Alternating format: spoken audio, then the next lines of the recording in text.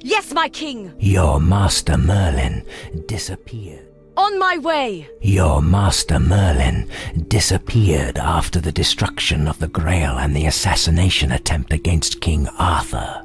You would have been among the first trying to find him, but before you could leave Glastonbury, the Fomorian gates opened close to your sanctuary, and you couldn't risk traveling. Now your only chance is to find the legendary Lady of the Lake, who may know where Merlin could be. The lake where the lady, a creature of dreams and prophecies, used to live is no more. On the empty lakebed, a twisted tower stands, the color of ashes, surrounded by a cloud of swirling smoke. The place reeks of Fomorians, and even here you can feel the presence of the gate to the monstrous realm. You meet the Fomorians at the gate and immediately order your men to attack them. You clash beneath ashen clouds. It's a tough battle, and for a fleeting moment you doubt that you could win without serious losses. But you eventually defeat them and leave with only minor wounds. You have destroyed the Fomorian Lord and his horde. You leave your army behind and approach the tower in the middle of the column of smoke. You are constantly aware of the threat of the gate, and you have to be quick, because other demons are breaching this world.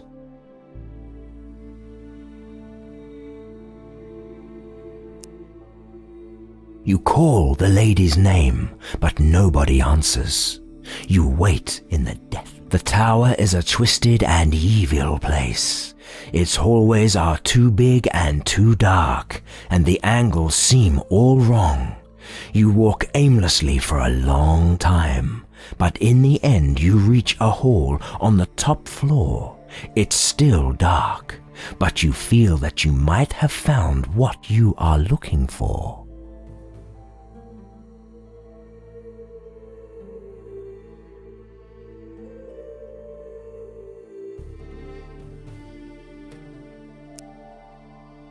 You stumble around in the smoke and find 2 dead Unseelie warriors killed by magic. You also find a scrying bowl, a very rare magical item. You take it, but you know that first you must fill it with water from the lake. Your magic can only revive the impressions that the living left on the world. Still, you can watch the events of their last days. You see Merlin visiting the lady, and you also see that someone ambushed the wizard.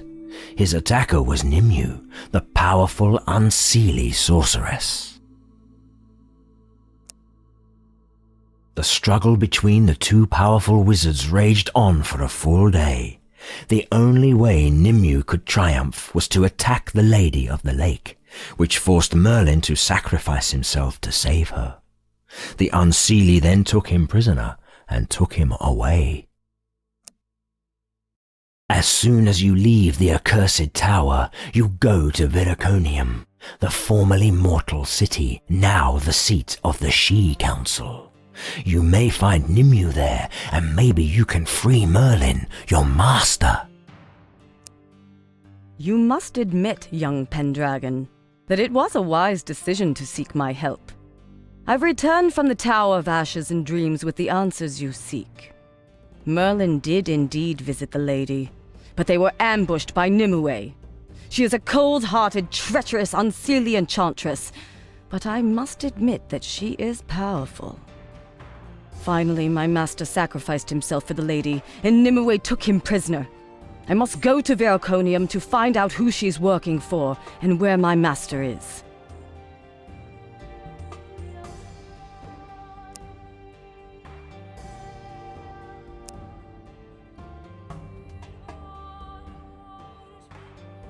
The majority of the She departed for Tir na Nog before the gates closed to the realm of Twilight and Thorns, and those who remained in mortal Britannia withdrew to Viraconium, where their numbers continued to shrink due to the constant struggle against the Fomorians.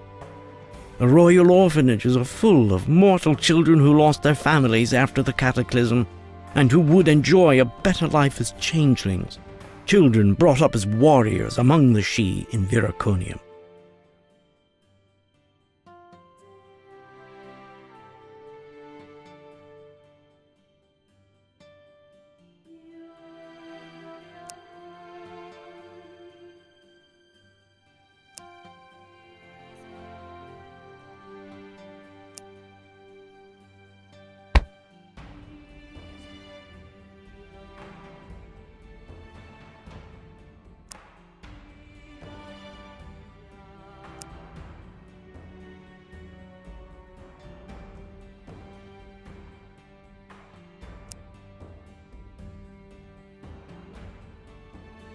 Yes, my king!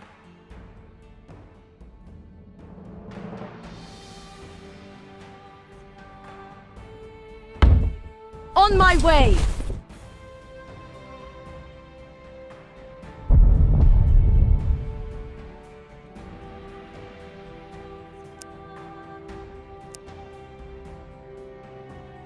Yes, my lord.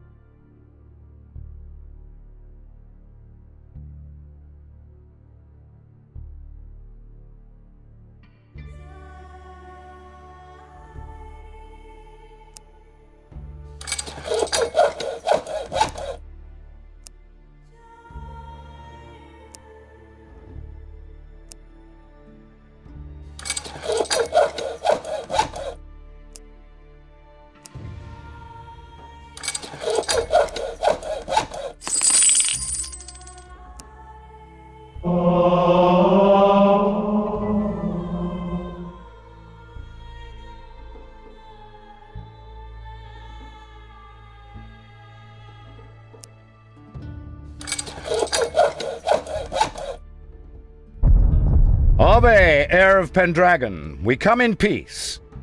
We are humble refugees from the Roman lands of Eboracum, fleeing the madness of our self-proclaimed emperor, Septimus Sulla. He has fallen slave to a great power that restored glory to the former Roman provinces, but also cursed him with terrible ambitions. Soon he will march against the southern territories. Before this happens, please accept some words of friendly advice. We have with us the Emperor's wife, Naevia Sulla, who wishes to speak to you.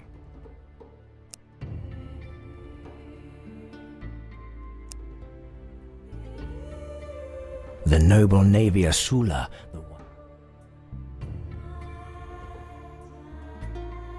Yes, my lord.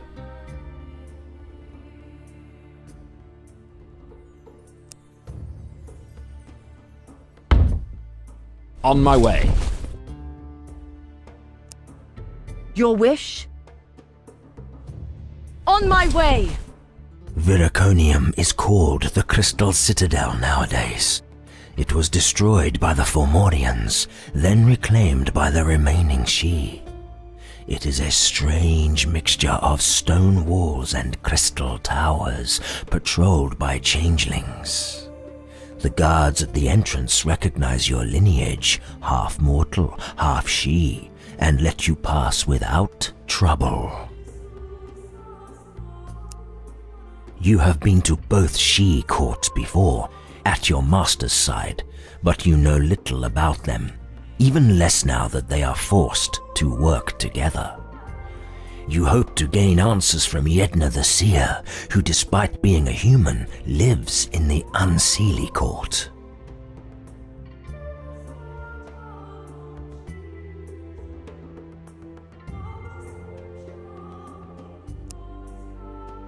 Nobody knows how the Seer managed to get herself accepted by the Unseelie, but she has lived among them for a long time, so if anyone can help, it's her. They were good friends with me. Viraconium is now governed by a temporary council, led by the most powerful remaining she. Many of them still cling to the old ways, but some have adapted to the changing world, no longer following traditions. They are the most likely to listen if you need something from them. Nimue is a member of the She Council now, which means you can't just accuse her. Yedna thinks the only way to confront her is by the challenge of spirit and soul. The trouble is, you are only half she, which means you need the support of at least 2 council members. You could try gaining the favor of the Icethorn Prince, although he is not an easy person to reason with. Other than him, the only council member who might be inclined to help you is the Emerald Lady. The Icethorn Prince is the most powerful lord left amongst the Unseelie, and is feared even by his own kind. Him and Nimue have long been bitter rivals, so he might be willing to support you. But be careful how you address him, for his patience is short and his wrath is great. The Emerald Lady is a mysterious Seelie who used to be the Summer Queen's advisor. It is said her wisdom is boundless, and she's able to make a just decision in any situation. If your intentions have merit, she will know.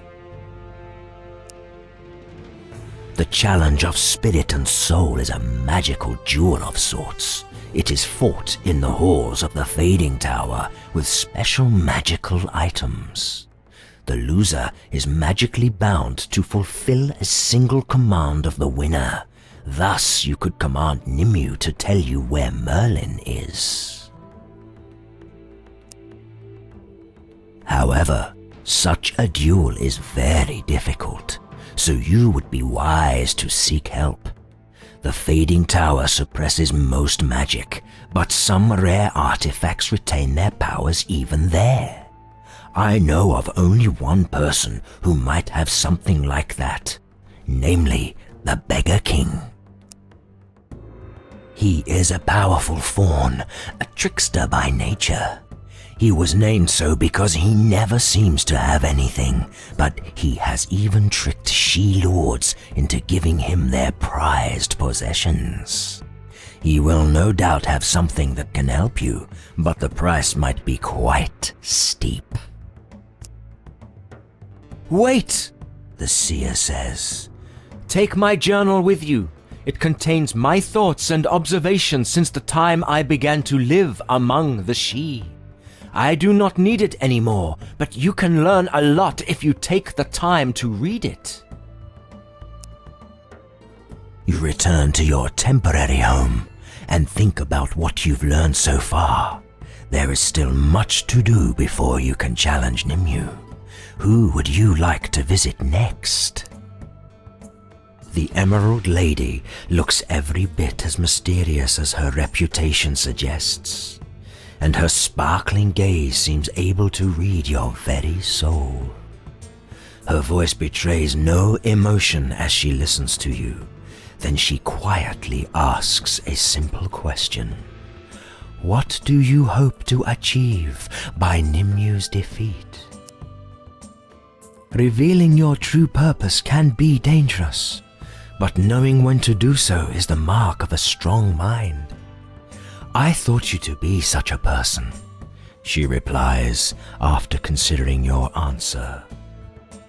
Very well, Morgana Le Fay. I shall support you, but your request has to come at a price. There is a place in Wales that you know as the Lost Monastery.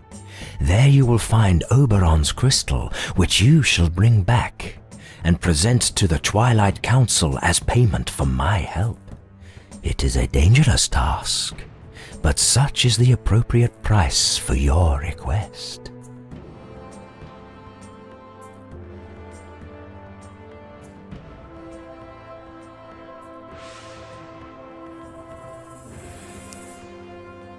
I shall cast a spell upon you, she adds, that will conceal your presence from the worm's eyes unless you venture too close to them. It will protect you long enough to complete your task, but it will expire once you do. You return to your temporary home and think about what you've learned so far.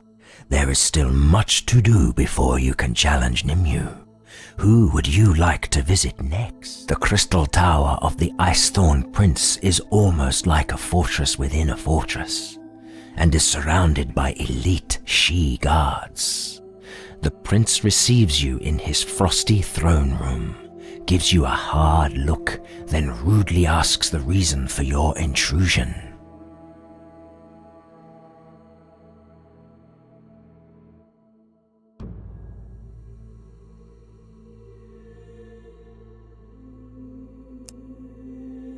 Ignorant half-blood, I should freeze your soul where you stand. You are lucky I have need of your rare lineage, he yells. The North Wind is my birthright, but Aeslin, the Lord of Winds, refuses to bow his head to me. If you defeat him, I might consider granting you my boon. The defiant fool retreated to a place where no human or she may enter. That is why you are lucky to be none and both of those. You shall take this runestone to his realm, open a gateway for my soldiers, and then lead them into battle against the usurper. Now, be gone! You return to your temporary home and think you find the fawn near the Mystic Pond at the hub of Veraconium. He sits casually on a mossy stone with a flute in his hands and a broad, sly smile across his face.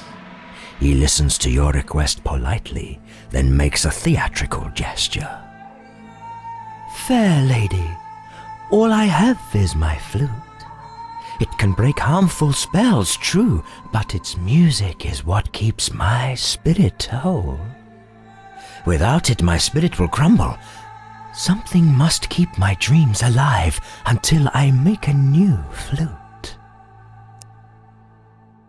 The fawn grins and answers in a rhyming riddle. Just something small, nothing you'd miss. All I am asking is a gentle kiss. If that is too much, a few tears will do, out of your heart, sad but not blue. I'm not greedy, don't want to feast. I need yesterday's memories, at least.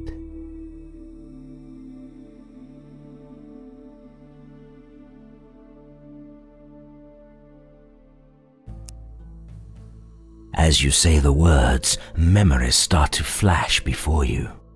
Then you feel them slowly fade from your mind. You realize you're not just sharing them, you're giving them away, but it's too late. The fawn smiles at you once more, then disappears in a flash, leaving his flute behind. You return to your temporary home and think about what you've learned so far. There is still much to do before you can challenge Nimue. Who would you like to visit next? You now know what tasks you must perform before you can challenge your master's kidnapper. You leave the Crystal Citadel and return to your army to continue your journey. Ah, how I despise those riddles and rituals that the Sidhe consider politeness. That miserable gathering pretends that they are not refugees stranded among the mortals, and expect me, Morgana Le Fay, to dance to their tune before they will help me. I cannot tell you how greatly this infuriates me, but I must please both courts. I must retrieve some petty artifact from a monastery in Wales for the Seelie, and the Unseelie court has asked me to clean up a mess of their own making and kill one of their own who has turned against them.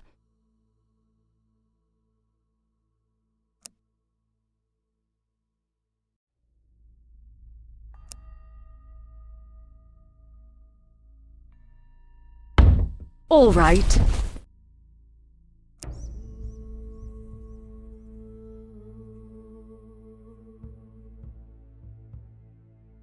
Ready to serve. On my way.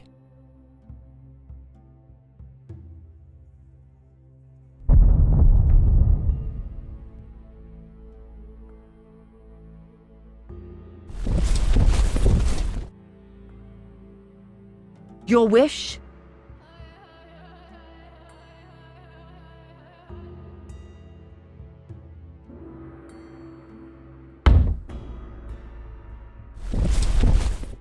The only way to gain the support of the Unseelie court of the Sidhe is to kill Aeslin, Lord of the Winds, who is an Unseelie himself.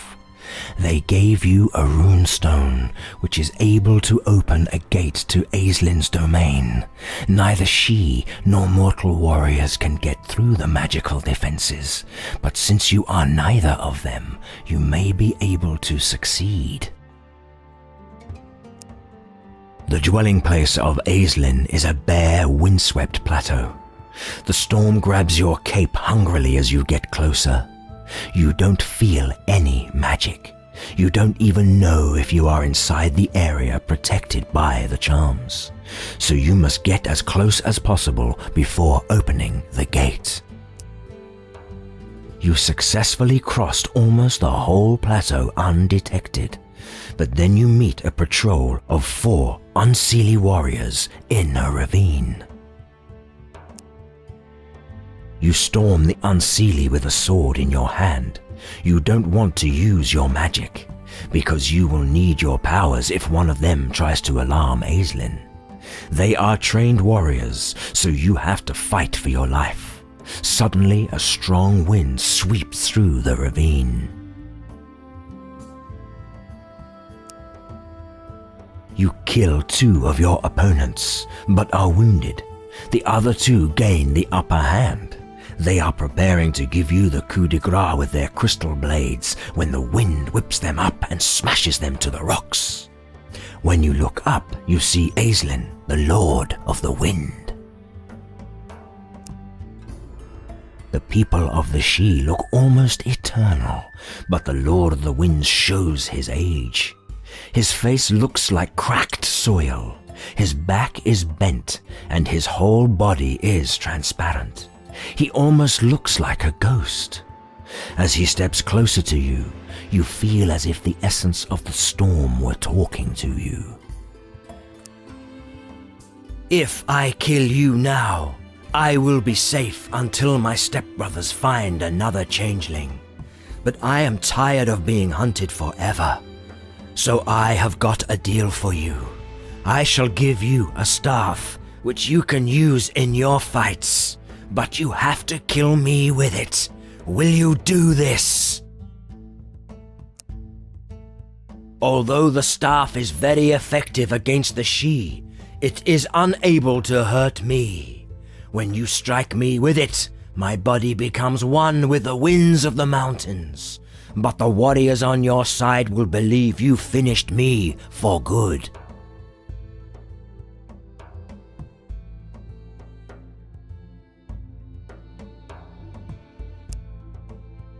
I think this is obvious. Your reward is the staff itself, which is a powerful weapon against every Shi. The staff Aislinn gives you was carved from a magical oak in Bedegrain. You feel its tremendous powers. It might be useful against the Lord of the Winds, but before you open the gate and call the Shi army, you have to decide which weapon you want to use. You open the gate with the help of the runestone and watch contentedly as the troops arrive. After you deploy your troops, you go to battle with Aislinn, the Lord of the Winds.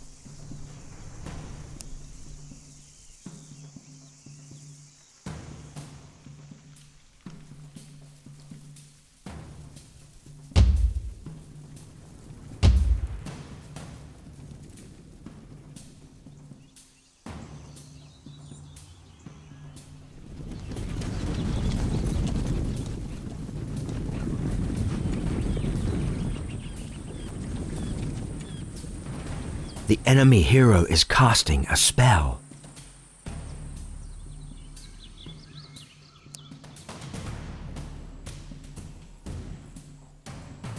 Your magic shield is fading.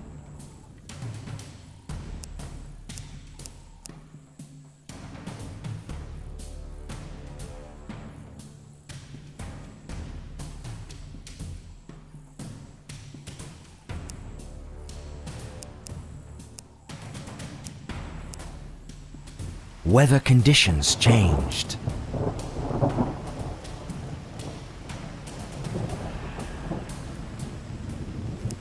The enemy hero is casting a spell.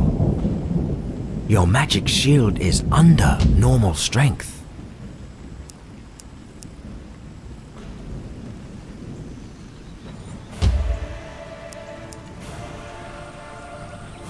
A spell was cast.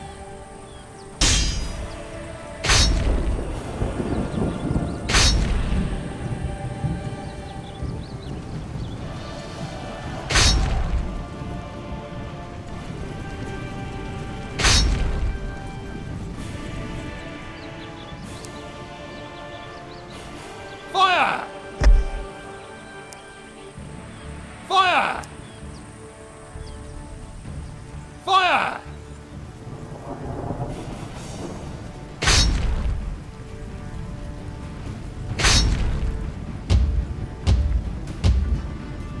Weather conditions changed. Fire!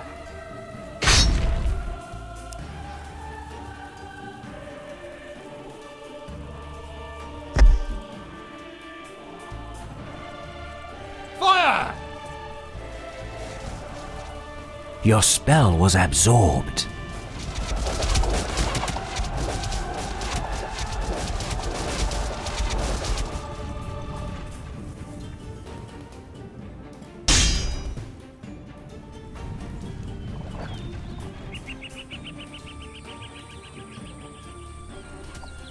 The enemy has cast a spell.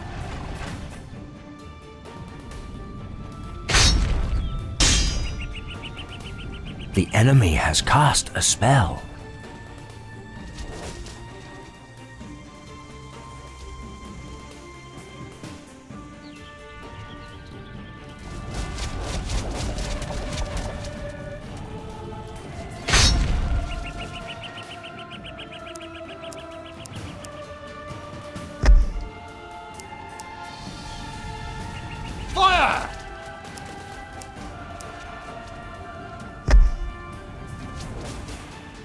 Your men are going to die.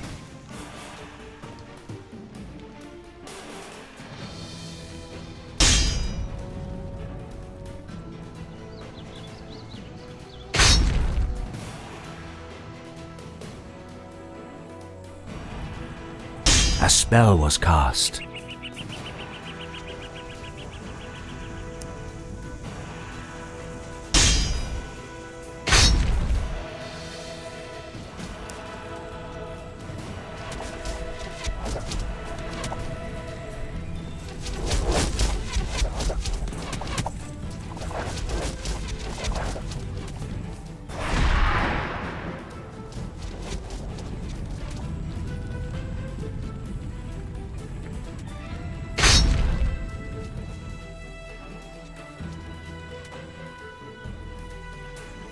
A spell was cast.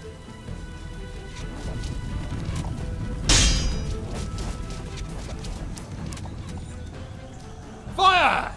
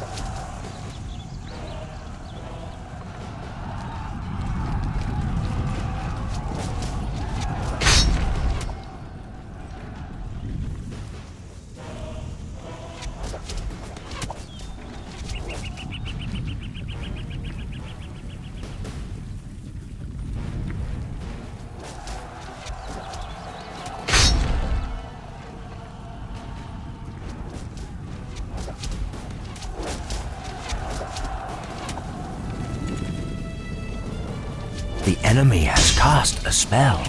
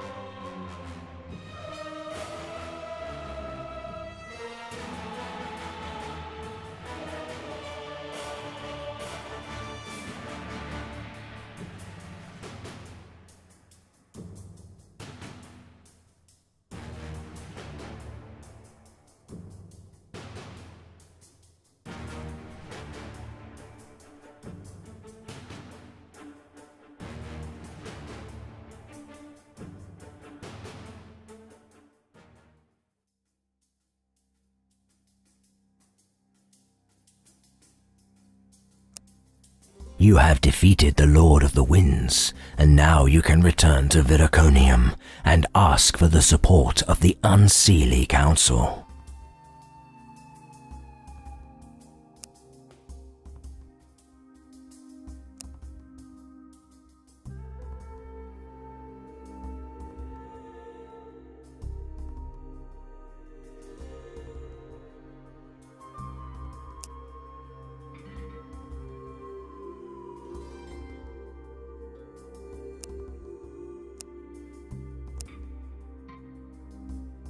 ready to serve. All right. Yes, my lord.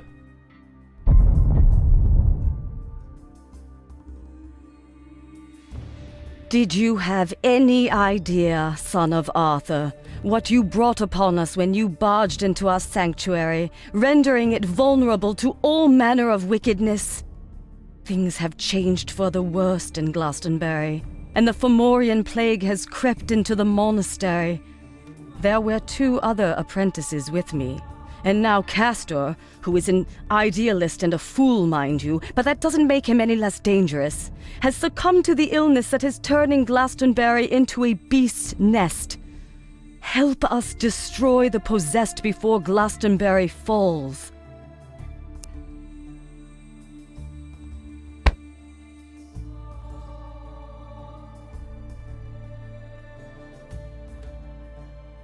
On my way. Your Grail Shard has lost its power to close the otherworldly gates which the Fomorians swarm through into Britannia. It became useless after you penetrated the defenses of Glastonbury Abbey. You must use this power, so you came to Meacham to ask the help of the former guardians of the Grail. First you visit the shrine where you found the shard. You find the shrine empty. Only a young lad is mopping the floor in one of the wings. He was sent here as a punishment. It occurs to you just then that in those times when Meacham was independent, the council had archives in the castle where you may find what you are looking for. The boy looks at you with an empty grin. Then he quickly begins to apologize. He knows nothing at all, so finally you just shrug and leave. You have to find the answers elsewhere. The building of the archives might be the oldest in this town. The facade is covered with creeping ivy. The huge oaken gate opens with a screech. Thick stone walls divide the interior into several rooms, which are all filled with bookshelves and tables.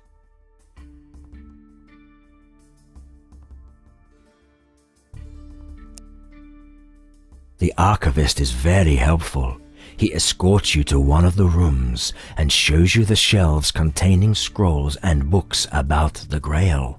It takes hours to read all of them, but everything you find had been written before the Grail was destroyed.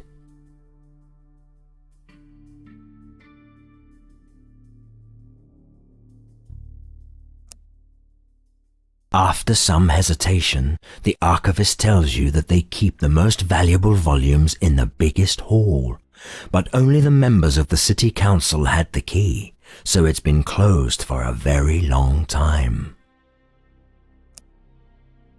You ask around about the members of the council in several places. You even visit the headquarters of the city guards. Finally, you find an old council member who still lives in the city. It takes a long time until the wizened old man finds the key, but finally he hands it over and wishes you success on your quest. When you finally walk into the closed hall, you are really surprised to find it almost completely empty. Shattered shelves litter the ground, and although you tear the whole place apart, you find nothing. When you return to the archivist, you see him hastily leaving the building. You find a very detailed list of the scrolls and books the archivist sold, and where he even kept track of the gold he received for the stolen treasures. You take the list and ponder your possibilities. You find the archivist's house easily, and in a room stacked with tomes, you come across the terrified old man. You don't even have to threaten him. He tells you he sold the scrolls to a merchant. Although he trembles with fear, he gives away the merchant's name and his whereabouts. The merchant is a short man with a shifty look. His smile disappears when you immediately ask him about the rare scrolls. When he realizes that you're not here to sell anything, he sets his thugs on you, but they are no match for you. The terrified man blurts out everything. The merchant reveals that he sold the scroll to the abbot of a nearby monastery, the same person who wanted them to capture an old man claiming to be a guardian. He tells you how to get there, then flees. You find the monastery in the woods, where a monk greets you. They lead you to the abbot, who greets you with a feigned smile and offers you a cup of wine. He casts nervous glances at you, and finally he blurts out that he appreciates your visit, but he's really intrigued as to why you are here. The abbot is sweating profusely and mumbles about how it shocked everyone to hear about the destruction of the holy relic, and this is what occupies their minds. When you glare at him, he gives up and admits that the Christian Church wants to find the shards of the Grail. The abbot wouldn't dare to deny he has such scrolls, so you get all of them. You already knew that the Grail had been split into shards, but now you learn that the shards of such a majestic relic are alive in a sense, and they are all looking for someone who could carry them. Huge forces are emerging in Britannia, powers that crave for greatness and want to shape the land, and the Guardians believe that the sentient Grail shards are behind them. The shards appear in many forms, their powers are unique, but all may be able to close the demonic gates. There is nothing in the scroll about the whereabouts of the shards, nor is there anything about the powers they possess. You give back everything to the abbot and leave the monastery. Your journey was successful. Now you are aware of the existence of more than one shard, and for all you know, maybe all of them are capable of closing the otherworldly gates. All you have to do now is to find these relics.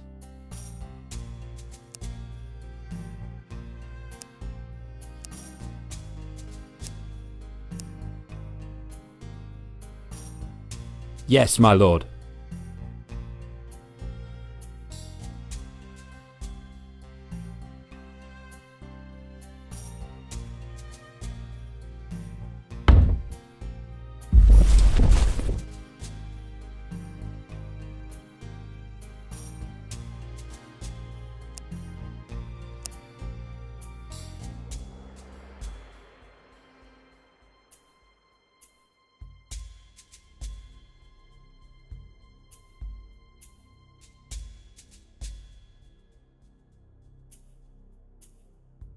All right.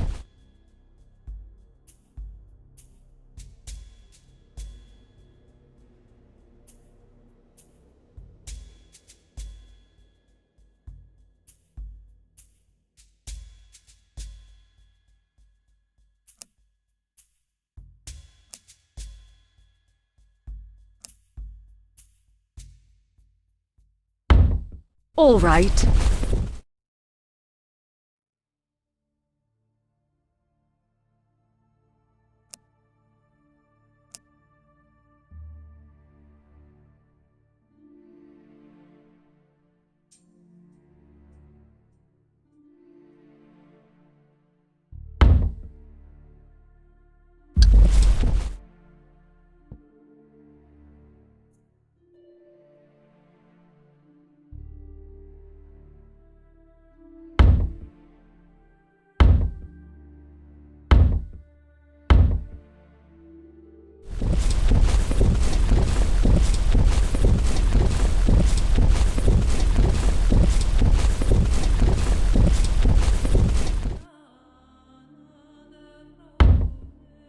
All right.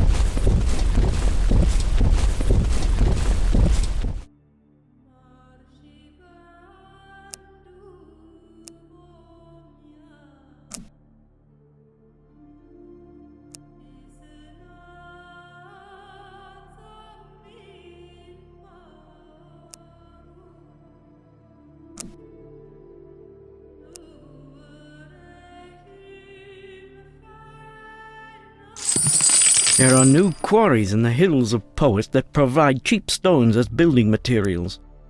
If you began...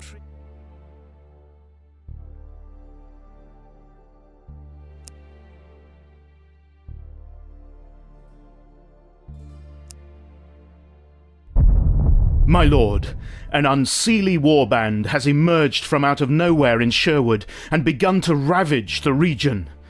They are raiding villages, killing everyone, not even sparing the animals. The survivors say the she-warriors are mad with fury, and sometimes even attack each other during the raids. Such behavior has never been seen among the Unseelie, and our sages believe this might have something to do with the corruption of Bedegrain Forest. Whatever the reasons are, we must stop this crazed horde before they kill again.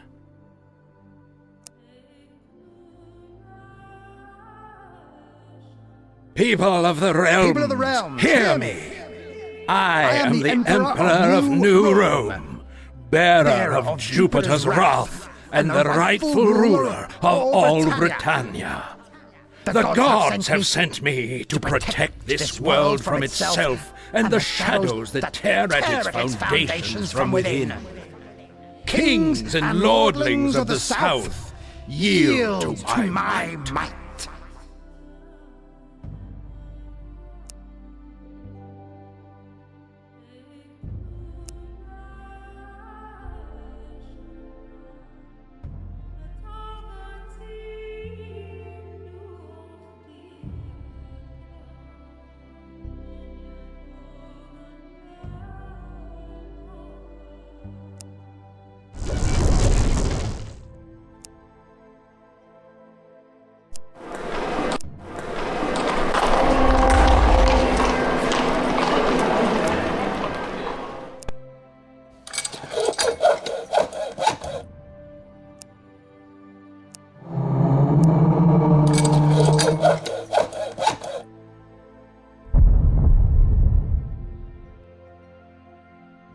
Yes, my lord.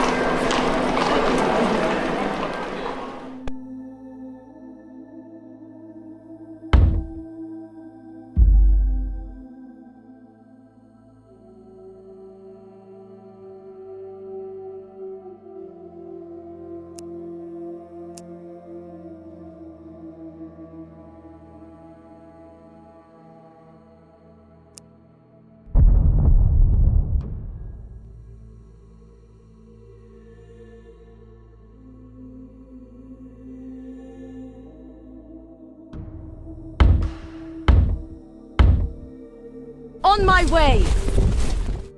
The Seelies of the She Court in Viraconium are willing to help you if you bring them the Crystal of Oberon.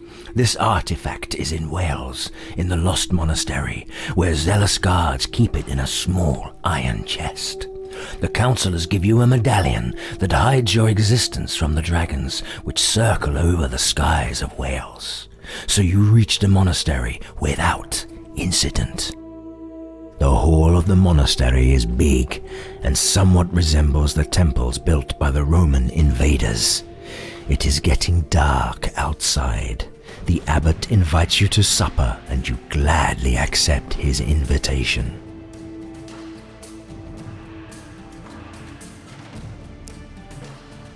You follow the abbot to a corridor. You pass a room on the way. The door is open and you see 3 soldiers beating up a prisoner. They are doing a very thorough job.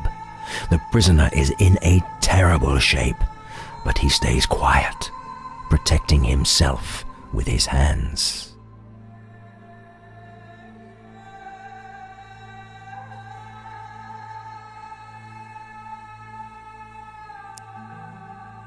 The abbot suddenly stops and waves towards the room. When you turn back, you see one of the guards drawing his sword. He stabs the defenseless prisoner, who stumbles to the floor and turns into a Fomorian right before your eyes.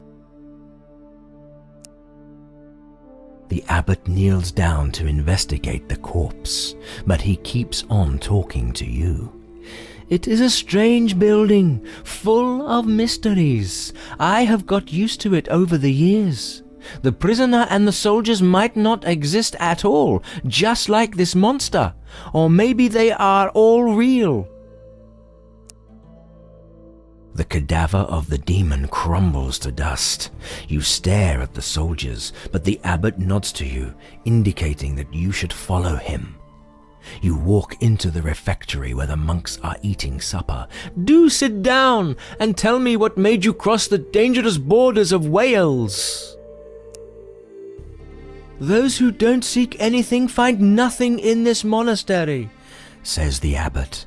After supper we will show you to your room. It's far from luxurious, but it's clean. We will send you on your way in the morning. According to the abbot, the treasures of the monastery are protected by the monastery itself, but guests may walk inside as they please. He even tells you where to find the entrance of the tunnels. After supper, the abbot leads you to a room and leaves. When you can't hear his steps anymore, you look for the door which leads to the tunnels. After opening it, you see a corridor which leads to a crossroads. If you choose the wrong way, you'll be wandering around here for days.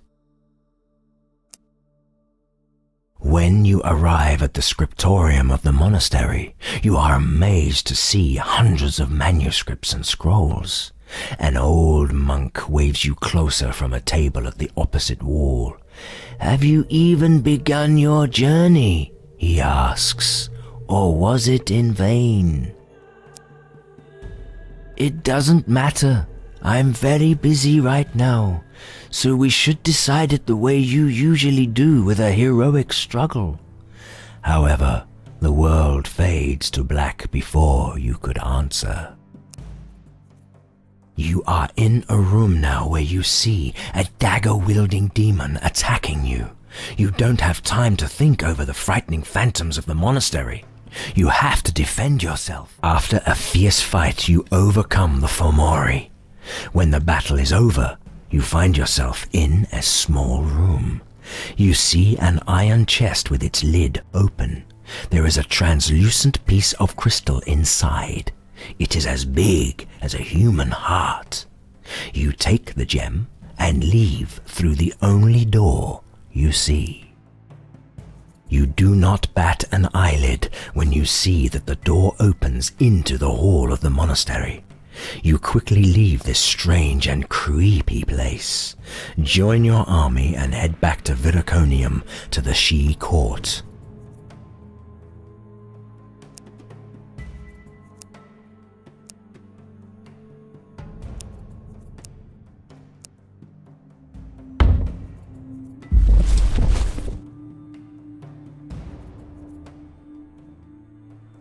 Yes, my lord! Ready to serve.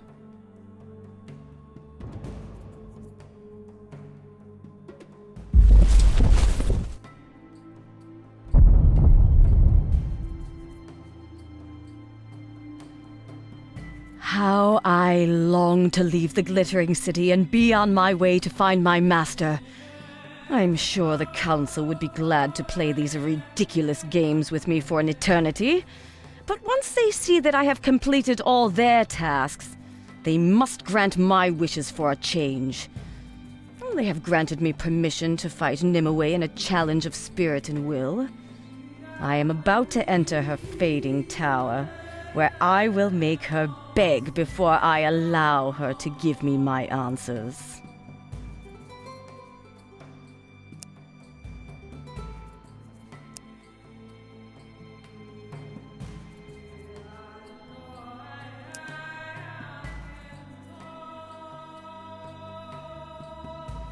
Yes?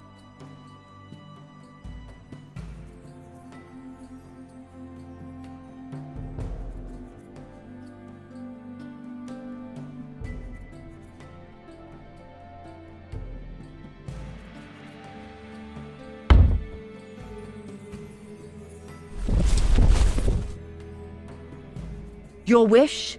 Ready to serve.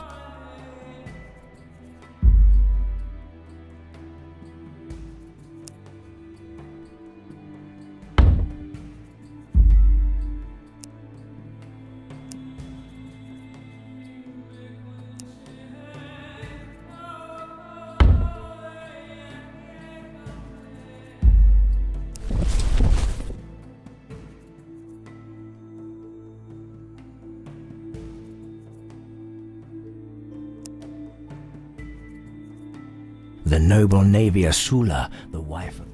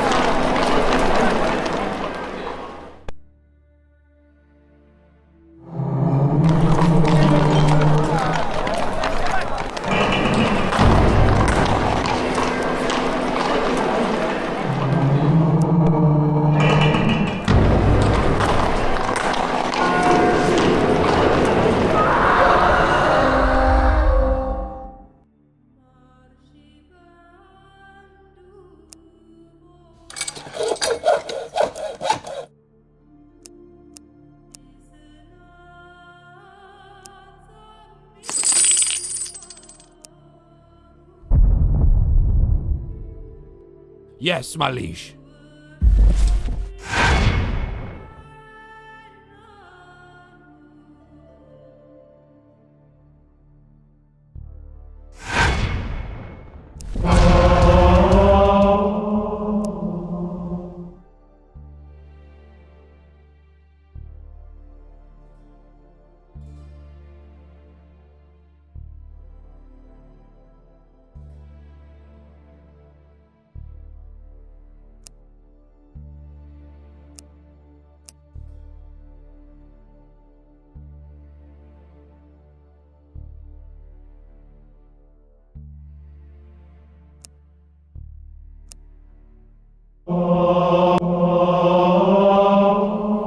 Yes, my liege.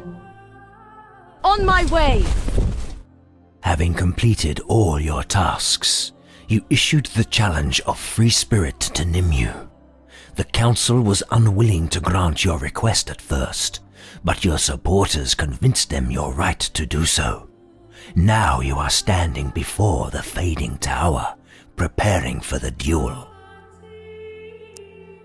There is a small crowd at the gates of the Fading Tower. You stand amongst the members of the She Council, your supporters, and Yedna the Seer, awaiting Nimue's arrival. She is late, and it is probably intentional. It must be her way of showing her disdain towards you.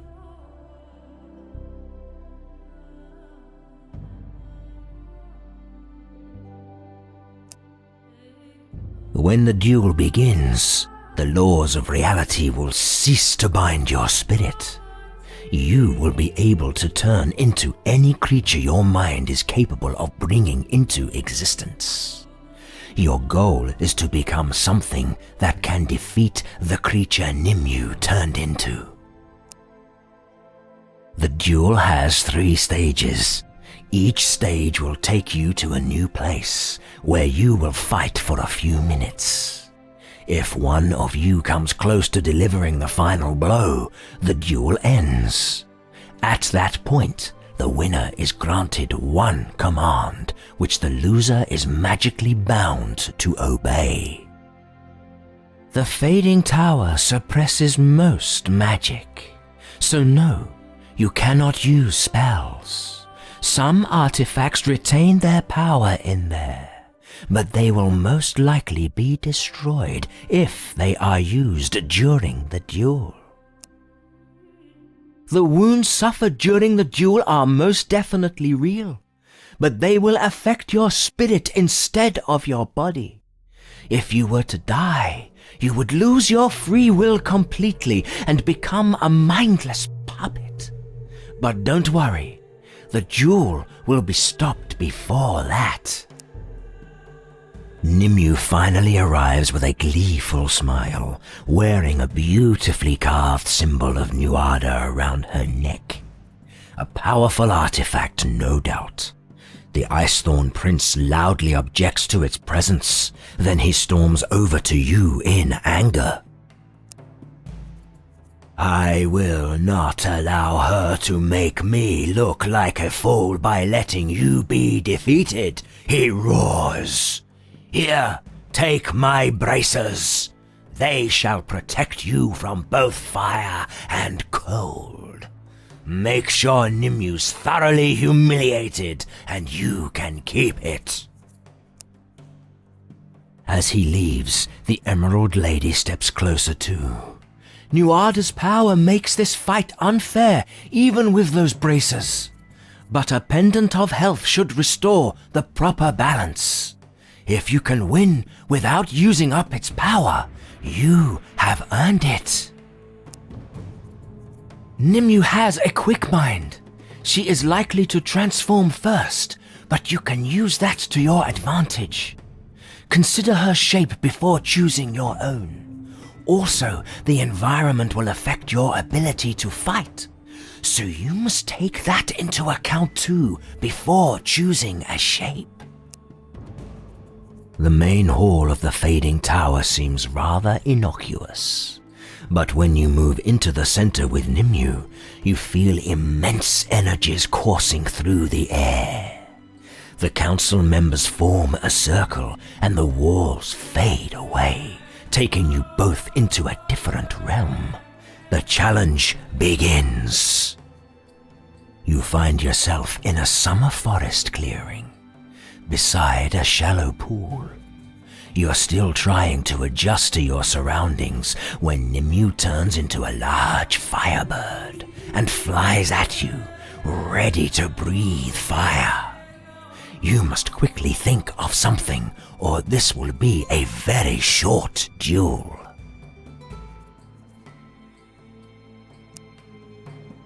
You jump into the pond in the shape of a salmon, hoping the water will protect you from the flames. But the water is shallow, and it soon begins to evaporate from the heat. You barely manage to make it through the stage without getting burned. The next stage takes you into a volcanic cavern.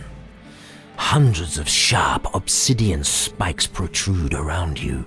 The earth rumbles beneath your feet, and the high-pitched shrieks of the wind make your ears hurt. Nimue turns into a giant spider and skitters towards you, ready to attack. This turns out to be the perfect shape for the fight. Your thick scales dull and break the spikes. Your fiery breath makes your opponent flee from you in panic. Only her powerful artifact keeps you from making short work of her, and even that breaks when the round ends. The final stage is a breathtaking sight. You stand beneath a great crystal dome, odd-shaped prisms, and she statues all around you, bathing in daylight, their surfaces etched with runes. Nimue utters a few gleeful, ancient words, and impenetrable darkness creeps over the place. She transforms in the dark and lets out a growl that chills your bones. She must be a shadow cat, a mystical predator from Tir na Nog. You almost panic when an idea strikes you. Fomori also see in the dark. Using the shape of the hated enemy would no doubt be a nasty surprise.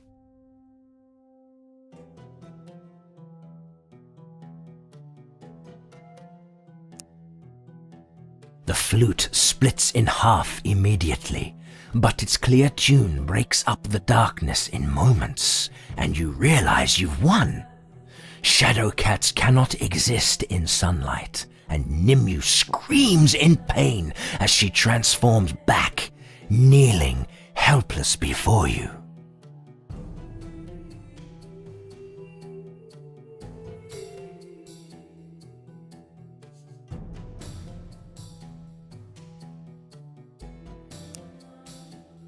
The tower starts to fade back to the central hall, but Nimue suddenly casts an unknown spell, and the world twists and turns around you.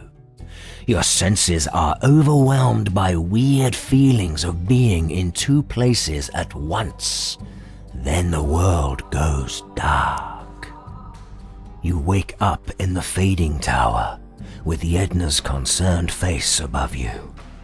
She escaped, the seer says. She somehow figured out the tower's secret and traveled far to the north, robbing you of your victory.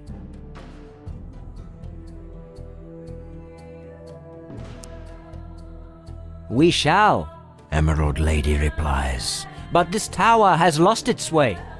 Nimue made sure of that, so you'll need to use another. Unfortunately, there aren't many of them left, and the closest one is beyond what you call Hadrian's Wall. We declared Nimue an outcast for breaking tradition and place her fate in your hands. We do wish you to succeed in bringing her to justice.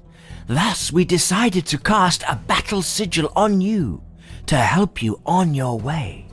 It will last many battles before it fades. The sigil ritual takes little time, and you soon find yourself back on the road. You quietly reflect on your experience among your half-brothers and sisters. Then you turn your gaze towards the horizon. You still have a long way to go before you find your master.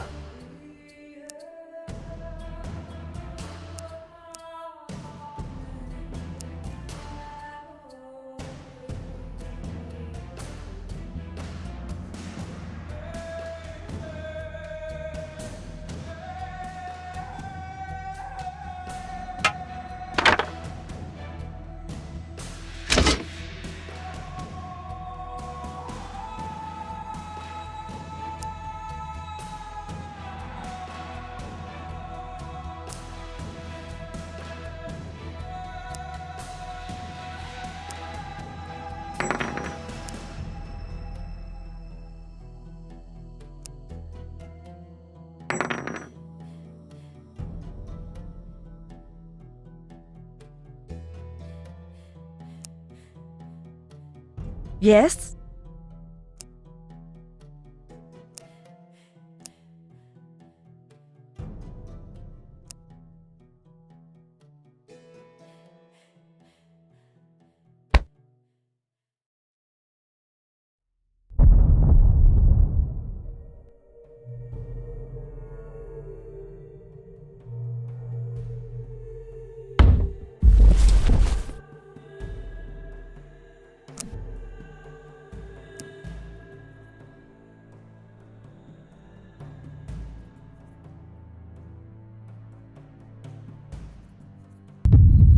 The Sidhe Council would like to examine the shards of the Grail. They hope that they might solve them. The Sidhe Council has been the most secretive of all the...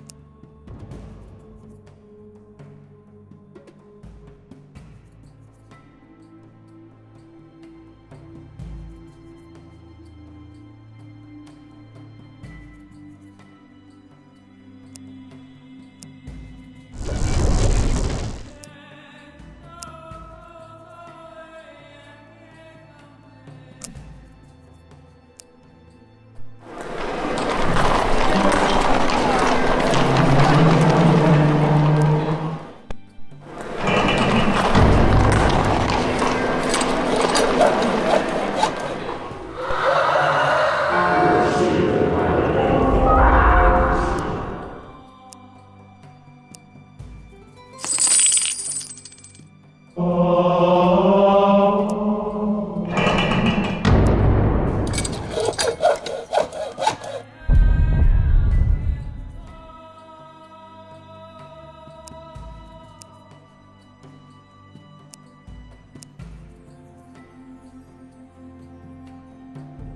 to serve.